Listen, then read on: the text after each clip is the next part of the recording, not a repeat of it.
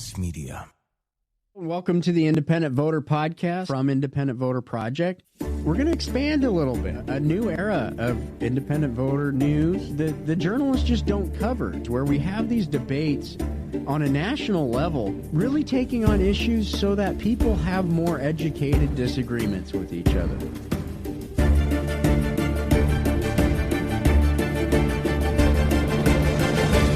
Let's just explain how the process really works. Lost Media. Welcome to the Independent Voter Podcast from Independent Voter Project. We're going to expand a little bit. A new era of independent voter news that the journalists just don't cover, where we have these debates on a national level, really taking on issues so that people have more educated disagreements with each other.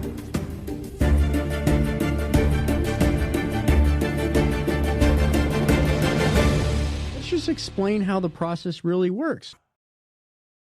Good morning, everyone. This is Kara McCormick from the Independent Voter Podcast.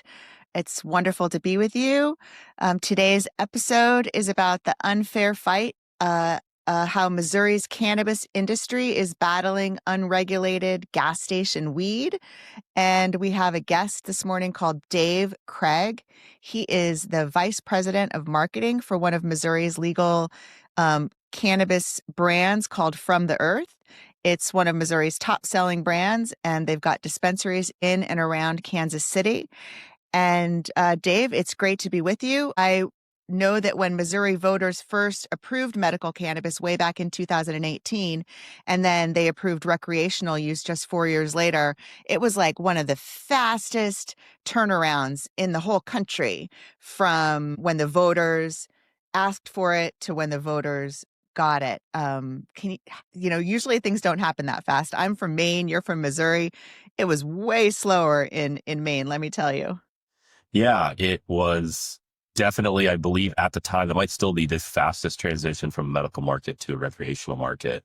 And we were very fortunate that we were, very far down the ladder on states that had legalized it. So we were able to take all of their experience, all of the things you had learned on what to do, what not to do. And ultimately, we were able to get it added to the ballot. It was a constitutional amendment.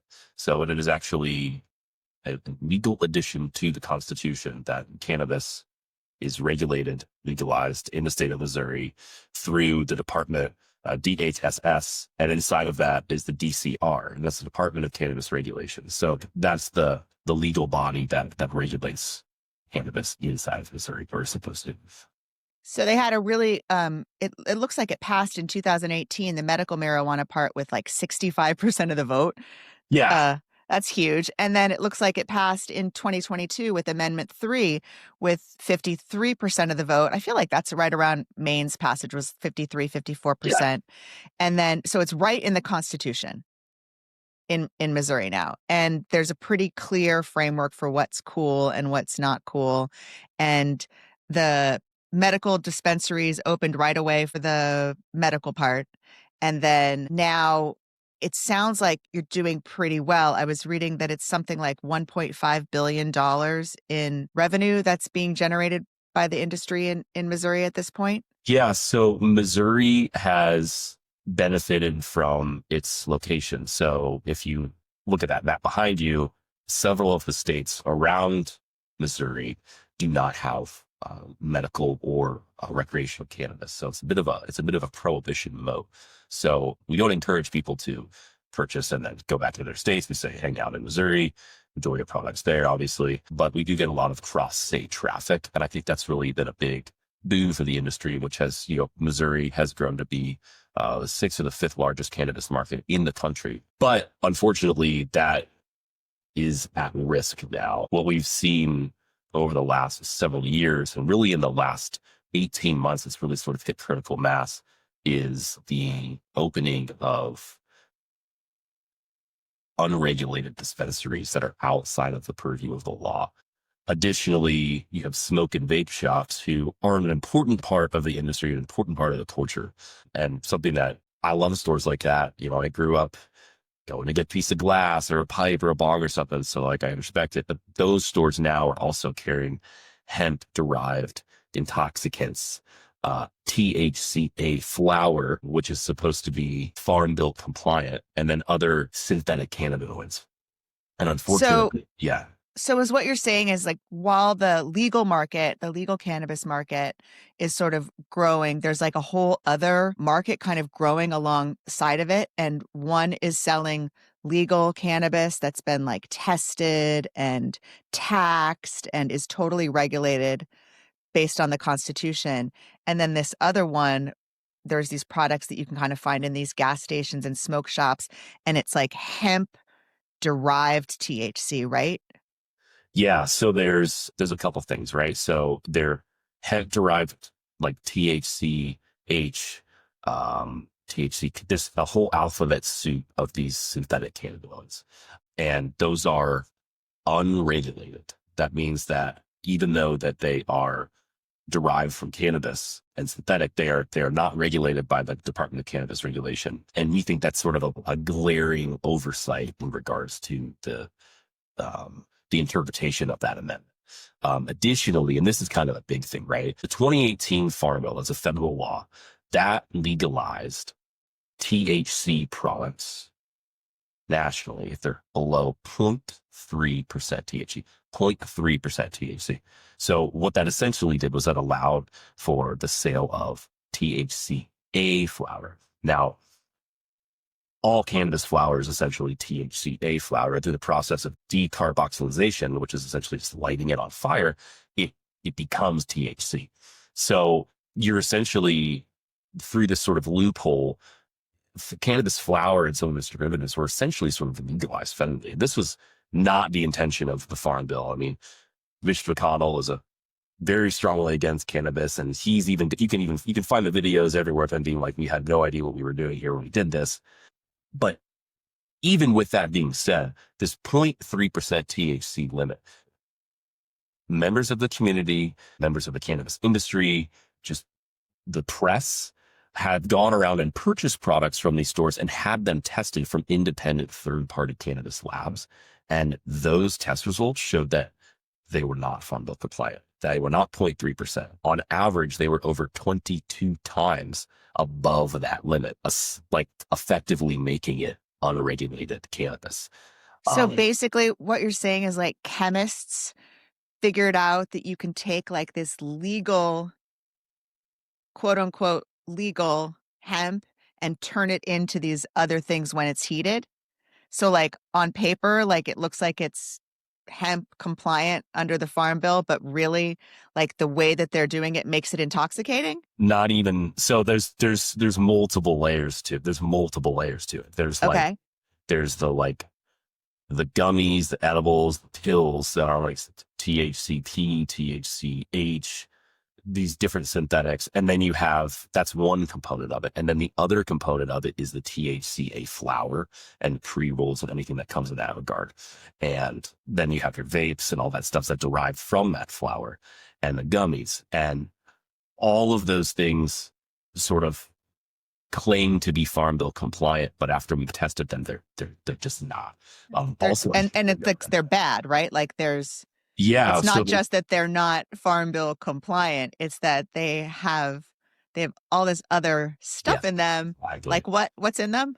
Yeah, so on top of not being Farm Bill compliant, they also they failed testing for pesticides, industrial solvents, and heavy metals. And that was about 40% of the samples tested failed for that. So one thing that's really important to understand, and this is like, it's not the consumers. We're in the weeds. You're in the weeds, right? Yeah. So how would you know? You see a dispensary and you're like, oh, that looks like a dispensary. Why would it not be, right? Why would the state allow this? But what's happening is because of that gray area, you have these products that are dangerous to the public because they're unregulated. Like, you have them passing tests that, like, if you walk into a legal dispensary, the products on those shelves have been tested at a regulatory level that is like a factor of 10 above what your food at the grocery store is tested at. Yeah. So, can you tell me like a little bit about that? Like the regulations, like how the weed in a properly licensed, regulated cannabis shop, like how safe is it? Or like it's tested from the very seed, like you're growing it in the ground, right? Yeah. So It's exactly what you said. It's seed to sale tracking. We use a system in Missouri called Metric, METRC. It's adopted in almost every single state that has a legal cannabis market, medical or recreational. And it's a seed to sale tracking mechanism. So basically, the moment something is planted and whatever the grow medium is, it gets a tag.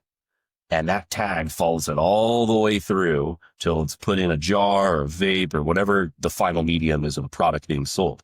And the state can access that at any time. And so you get like, all of a sudden the state could be like, hey, this thing moved through and at some point here, there's 11 ounces missing. What happened? Investigation. Like there's rigorous processes and procedures. And it's important. It's a regulated market and it should be regulated because you're consuming something, you're putting something in your body. There's a lot of stuff that go wrong. So for you to go into a legal dispensary and to have bought a product, it passed a state certified cannabis lab test that tested for all the things that are actually in it, right? The different cannabinoids, all that good stuff. It also tested for an insane number of pesticides, heavy metals, mold, fungus, bacteria, solvents, all that different stuff. So when you manufacture something like a vape pen, if it's a live resin pen, the extraction medium might be something like butane. And in the process of manufacturing it, the butane is burnt off and removed from the product to a level deemed safe by the FDA. Now, if it's an unregulated product, we've seen the tests. They might have like 20 times more butane, and sometimes they have solvents that aren't authorized. Like we had one product come back with like 14 times the safe limit of like acetone. So you're smoking acetone in your, these aren't things that we want. That's like nail polish remover. Yes, essentially. And that's not a medium that like the legal industry would ever use. Right. So it's like when you go to the store and you buy butter or you buy milk, yes, or you buy meat, or you buy cannabis, that somebody has paid attention to the origin of it, to where it's coming from, and that it meets certain levels, and it is it's regulated, it's safe, and it probably costs you guys, the legal cannabis operators, quite a lot of money to basically always and forever be in compliance with all the rules. Yeah, that's a super good point that you made. It's like it's all of those regulatory components have a cost associated with them. And we have several hundred employees between our businesses. And a good chunk of those employees, like over 100, are involved in some way to a regulatory capacity for compliance. So that's inventory management. That's the metric product tracking. That's packaging. That's like all the different things you can think of, right? Oh, because there's packaging rules too, right? So that it doesn't look like something is actually a Haribo gummy bear, or like it can't look like something that a kid would be like, oh, this delicious chewing gum or Pop Rocks or whatever, Every state has, that's one that it's a patchwork of laws. If every state has different ones, but all of them have a very clear standard on not appealing to children. And Missouri, which is a little bit more conservative, has been really good at ensuring that the legal cannabis products you cannot confuse them. They're very basic. They're very simple. There's even one talk of making them look like pharmaceutical packaging, like literally just, it's like a typed line. We didn't do that, but it's still very, very simple. You walk into some of these stores and you essentially find like, it's the Skittles packaging, but it's called Slizzles.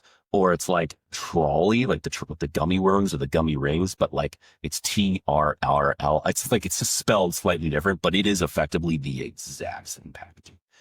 So and then also, do they have like, is it hard to open certain things? Like, do you have rules about, so that kids can't like actually open the package very easily? Is there any of that involved? Like a child seal or a child tamper packaging, that has effectively sort of been replaced with tamper tags. So something where like, if it's been opened, I guess, but that's only after the first time. There isn't necessarily like, you like push down and twist it. That actually is not a requirement.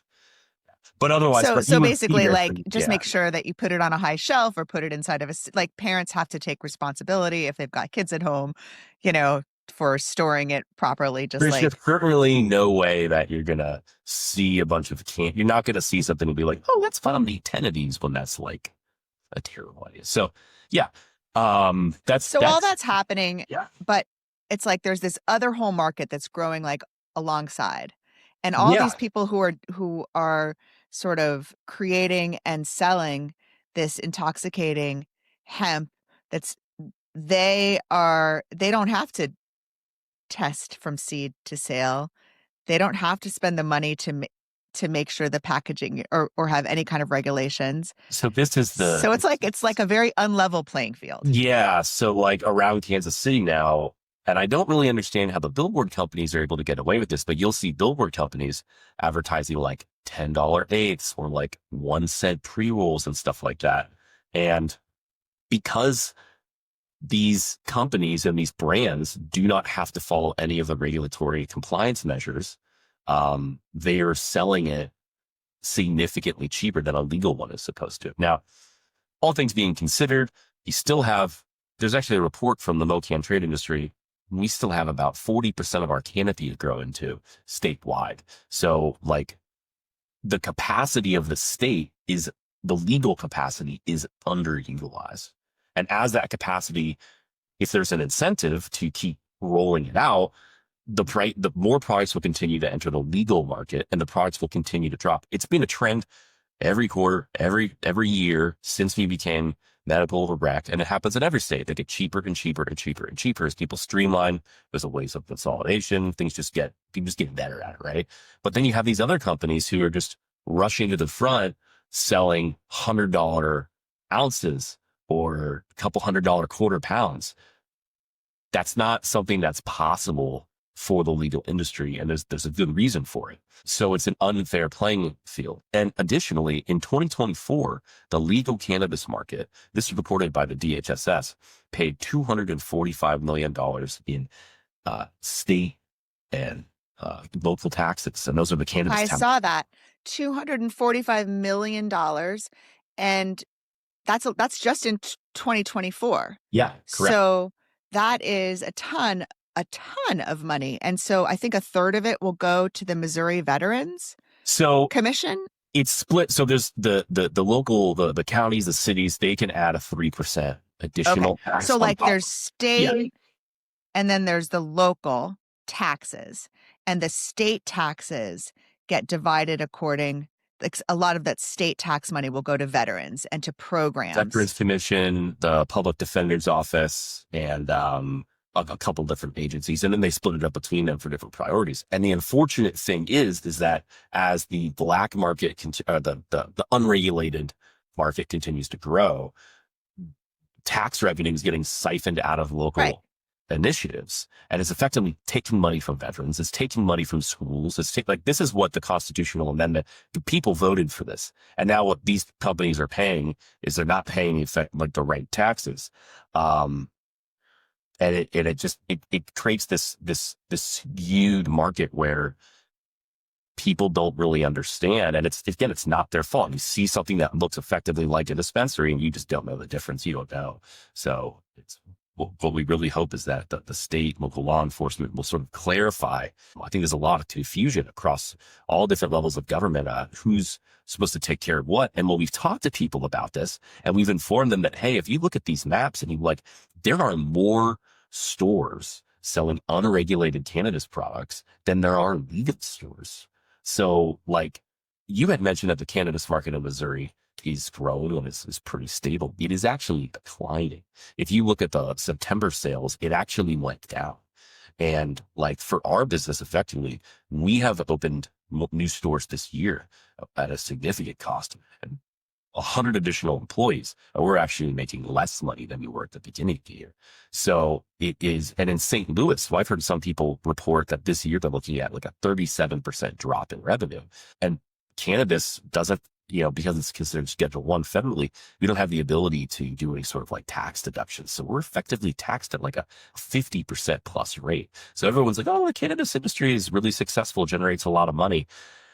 It costs a lot of money to run it. So the margins of profit are very, very, very slim. And you see something like this happen, where just sort of this unregulated market is somehow allowed to just blossom adjacent in parallel. It really hurts the industry. And it cannabis has been a major job driver. I think if you look at some of the reports from the original transition from medical and rec, at one point, the cannabis market was the largest driver of new jobs in Missouri. We're up to 20,000 plus jobs.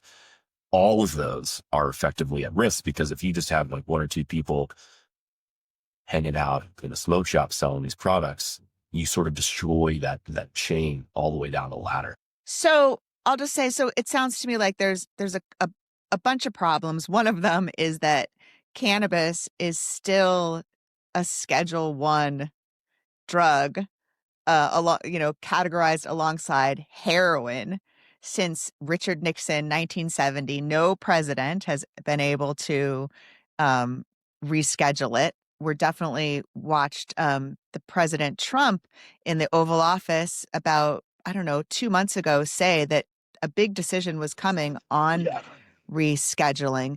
And rescheduling is important to the cannabis industry because of this tax treatment. So right now, it's treated a certain way that doesn't allow any legal cannabis entity to deduct any of its regular business expenses. So that right there makes it a super dicey proposition for a business person who can't deduct his actual business expenses, right? It's the industry at a disadvantage relative to other industries. So they call it the 280E tax provision. And that's something that that's huge. Now the rescheduling, now we probably think it would end up being maybe like a Schedule 3 drug. That opens up tons of new avenues for business to flourish. And I think that means that you can potentially have larger banks come in. You could have more institutional investors. There isn't a Starbucks of cannabis. Maybe we got some of the bigger MSAs that like Verano or Curaleaf that are probably the closest thing to it. But there isn't really a national. Not saying that's necessarily a requirement or even a good thing, but just it's because of the way that institutional money can invest in the industry and expand it. So access to capital would make the industry a lot healthier and able to do better things for the consumer. So what it also seems to me like it would enable you to compete a little bit better with the people who are doing all this illegal stuff, right? Yeah, absolutely. Absolutely. I mean, it's all about the level playing field. And it's not about it's not about restricting competition. It's not about putting people out of business. It's not about anything like that. It's just, we all sort of agreed with this constitutional amendment about one interpretation about how cannabis should be handled. And you're not trying to kill hemp either, right? Absolutely not. That's hemp has all kinds of legitimate use. Absolutely. Yeah. One of the crazy things, hemp can be used for millions of things, industrial purposes. We could go on for ages about the things that it could be used for. And if you look at the percentage of hemp that is grown in this country and even in the Midwest or Missouri that goes into these products is, again, I'd have to fact check this, but I've seen it being as low as less than 1% of those products, less than 1% of hemp, basically. So you're talking about the hemp industry claims that the cannabis industry is trying to kill the hemp industry. As just flat out not true. This is not true. And it's just, it's an easy talking to say that, it's them versus them. That's just not true. So tell me, Dave, what is the state doing about this? I've done a lot of reporting on Texas and California and all the different places where there are these intoxicating hemp bans that have been put through.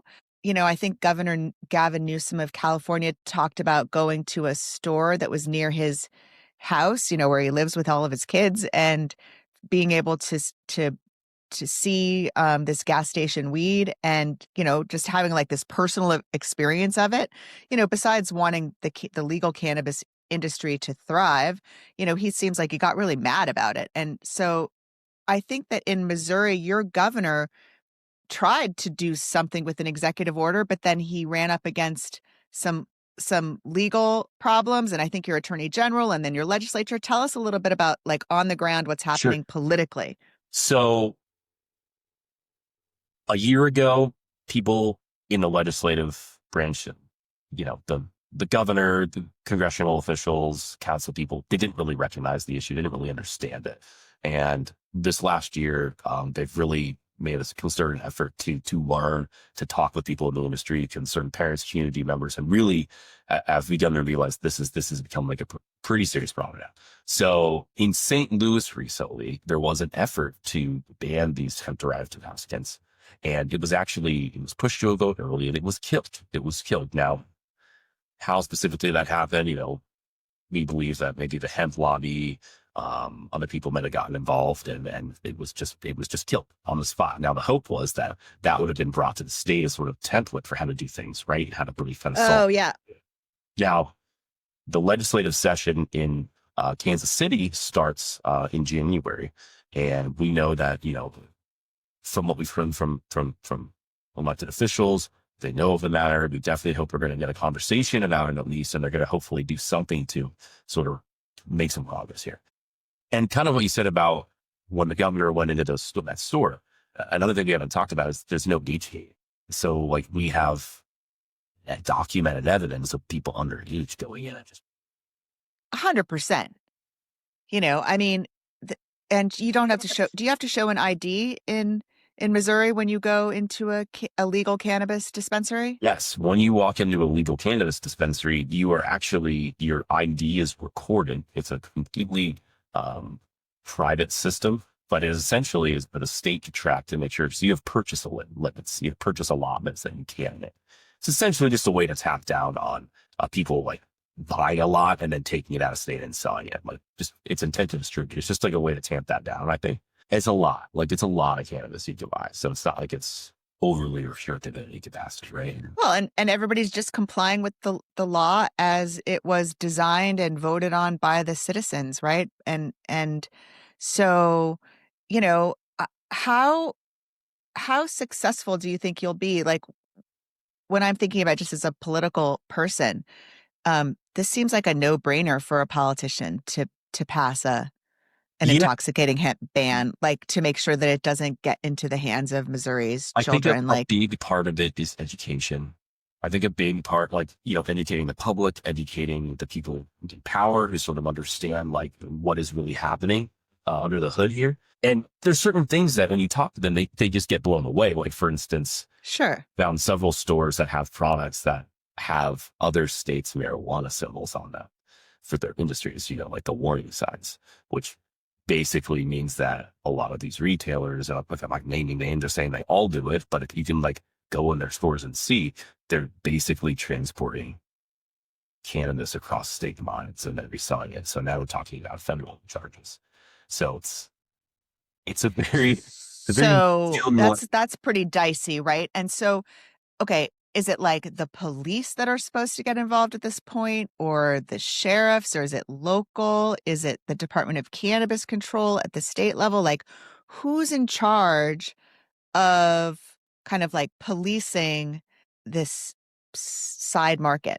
I think that what you just said right there is the crux of the issue, is understanding what level of government, which organization, which groups are supposed to be in charge of closing these loopholes and actually regulating or making sure these products get taken out of the stores and that there's some level of enforcement. So enforcement is a huge component of it. We've talked to members of local police departments and they've been like, it's the Department of Cannabis Regulation's job to sort of top down handle this. And then you talk to them and they're like, well, it's not really up to the local enforcement agencies to sort of handle what's illegal and restricted. And I think there's just like, listen, it's a complicated problem.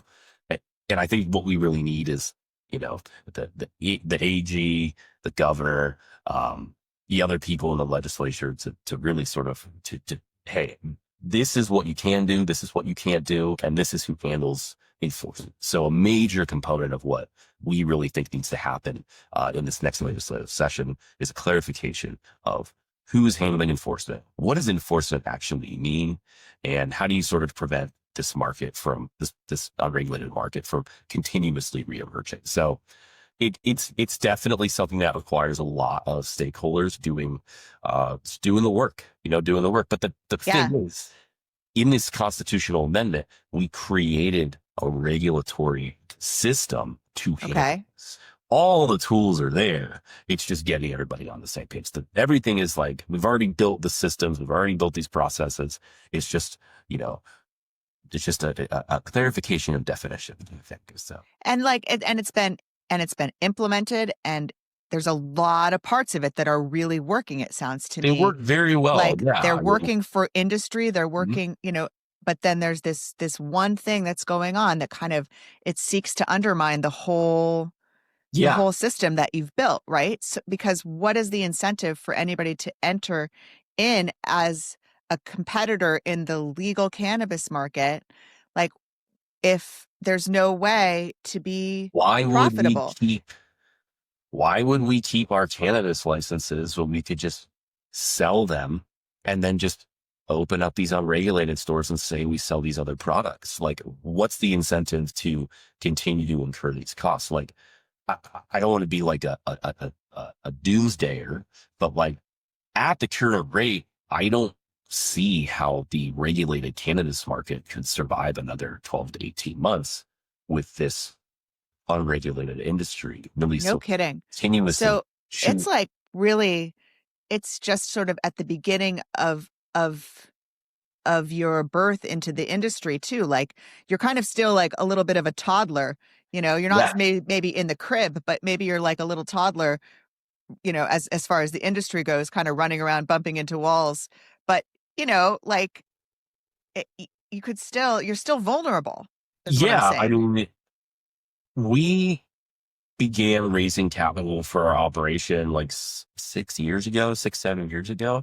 And, it's very expensive to operate one of these legal businesses. So then to see somebody just like go on Alibaba or go on one of these other sites and just buy all these other products, and not have to really put any of the same type of work in to develop a local thriving industry and just sort of, you see what I'm saying?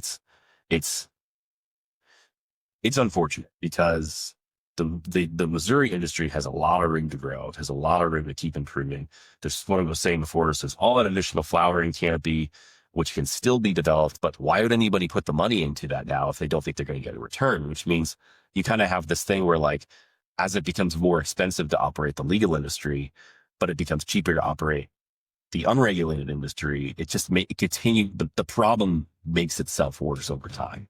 And then also you have the veterans not getting the money, the public defenders not getting the money, the schools not getting the money in the tax revenue, which is substantial. Like, that's, we're not at a place in any state in America where we can afford to say no to more tax revenues for things to take care of our kids. And then you've got this whole public health thing, and that, to me, it seems like the politicians should get that, like, immediately. Like, maybe they didn't take an economics class, but they definitely understand what it is to, have the kids being winding up in emergency rooms because they're, getting some hemp gummies at the gas station. And then, they wind up in the back of an ambulance. Some of these products are genuinely dangerous. And that's not just like trying to scare people. Like, there's a new derivative. There's like a synthetic cannabinoid called HHC, and it is significantly more powerful than THC. And I don't know if you've consumed cannabis product. Like, you mean the high that you would get from this? Yeah. Okay. It was actually that's scary. It was just banned in Ireland because there was increases in psychiatric cases across the country in some of these places where they sell this, and they were able to trace it back and be like, oh my God, this is, there's a trend here. The people who are consuming this it has mental and psychological effects. They're drugs. These are not the legal cannabis products. This isn't a pre-roll. This isn't a joy. This isn't an edible. These are synthetic derivatives that are meant to be as potent as possible to sort of get you addicted. But also, like, they could be, how are they labeled? Okay, so the addiction part is definitely interesting too, because, like, the higher the intoxication, does that mean that the higher risk of getting addicted to something? Because, well, I think what they do is, they interact with your cannabinoid system differently. They interact with your body in a different way. That's a little bit more unpredictable. And kind of what you said too was like, nobody really knows what's in them. Nobody really knows what's going on. Nobody really knows. There's been really no studies or data. They're just like, they're invented in a lab and they get thrown in a package, you know. So in the legal cannabis that gets sold, if you buy something like a gummy, for example, does it say on the gummy this is like 5 milligrams or 10 It's milligrams? required to say that. It's required to say how much it is, Yes. and then you know how much you're ingesting, and you can kind of count on it. This Like, is, if you this is don't want to go Yeah. crazy and you just want to have like a little tiny bit. So this is the thing with that testing component and having to go through this testing and certification before it hits shelves. And that's knowing the full count of inputs, which is part of metric, and knowing exactly what's coming out and that's been tested. So some of the products that have been tested have been like significantly less than they're marketed as, and then others have been significantly more. So if you're, you know, if you think you're getting something, you're like, okay, this is what I think I should do here. And then you're taking that, but really what you're taking is 2 or 3 times more than you anticipated. But then it's just not a good experience for the consumer. And it can be dangerous, especially when those Yeah. are, And kids, the kids, you know, the kids. Yeah, there's been stories of like, you know, kids showing up to high school classes and just like not even able to talk. So, you know, Yeah. Yeah. there are worse stories out there. Yeah. Yeah, this is a super interesting topic. It's different in every state what's going on, all the different patchwork of laws. You know, we've definitely done a lot of reporting about it. We've looked at Texas, but this is, you know, the first time that we saw Missouri kind of pop up on the radar because of the failure of some of the attempts to try to remedy this problem with the government. And you know, I mean, if I had to prognosticate a little bit, it seems like a powerful issue where I'll bet that if you were to educate more people about it and more legislators, that, you know, you're going to be able to find some remedies here. I'm gonna guess. And let me just ask you, if you didn't get the remedies that you wanted from the state in short order, is it possible that the citizens of Missouri could sort of band together and get a law passed, like on their own, to ban the intoxicating hemp products? So to do that is very intensive. So the constitutional amendment, anything like that, it costs millions and millions of dollars. You have to get hundreds of thousands of signatures. Oh yeah, we know all about that at Independent Voter. Now, you know, we know. Oh yeah. So it is something that like we think that the community has a very valid role to play in pressuring, contacting local officials, writing, calling up, you know, reaching out to your local police department, let them know you care, contacting your councilman or woman, and just making it known that this is a problem and you actually care about it, and just get people to like helping educate the public on the differences and the threat. It's an uphill battle, you know, it's definitely an uphill battle, but we think that when you lay the cards out on the table and you show any reasonable legislator kind of what's going on here, it's pretty easy to see that this is a problem. And unfortunately, the longer it goes unresolved, the harder it's going to get to actually get straightened out. So Right. So you got to like get that loophole closed. You got to bring all the products under the umbrella where they're legal, and, you know, and you know, when Missouri does that, it'll be the model for the rest of the country. I imagine that when you first passed the recreational framework, you know, you kind of thought you had done your job. Like you already went through the thing, but as everyone knows, politics, it's very messy. Implementation, very messy. I definitely when like the state has actually taken action on these items, they've really done a good job at kind of what we said before about legalizing it and making it recreational. They took everything else that had been done nationwide and really made intelligent laws. And we think that they would do that again. And multiple states, 15, 16, 17, around the exact counts, but several other states have enacted these types of regulations and restrictions. So it's definitely not unheard of. We wouldn't be the first. The hemp industry is obviously still thriving. It's not like you can't have your cake and eat it too in this regard, I think. So I certainly think that 2026 will be a really big year, and we just start hoping for some sort of action so we can just, keep doing what we love. And Yeah, and make sure you check back in with us over the next, couple of months, as the lawmakers are debating the new rules. Sure. One thing's super clear to me, that the consumers, they definitely deserve safety. They deserve transparency. The people who are operating these stores, these legal businesses, they deserve to have some fairness, right? The people who are doing things the right way shouldn't have to compete with a system that plays by no rules at all. This is how it really works. The Independent Voter Podcast. Thank you so much for listening. Dave Craig, thanks for being with us. And keep in touch, okay? Keep following Independent Voter News. Keep following Independent Voter Podcast. It's wonderful to be with you all today. And thank you so much for listening. This is the Independent Voter Podcast, sponsored by the Independent Voter Project and produced by OLAS Media. Remember, you can always find the Independent Voter Podcast or the How It Really Works series at ivn.us. Follow and subscribe at olasmedia.com.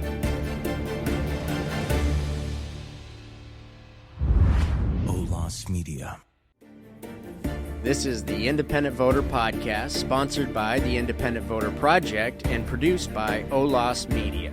Remember, you can always find the Independent Voter Podcast or the How It Really Works series at ivn.us. Follow and subscribe at olasmedia.com.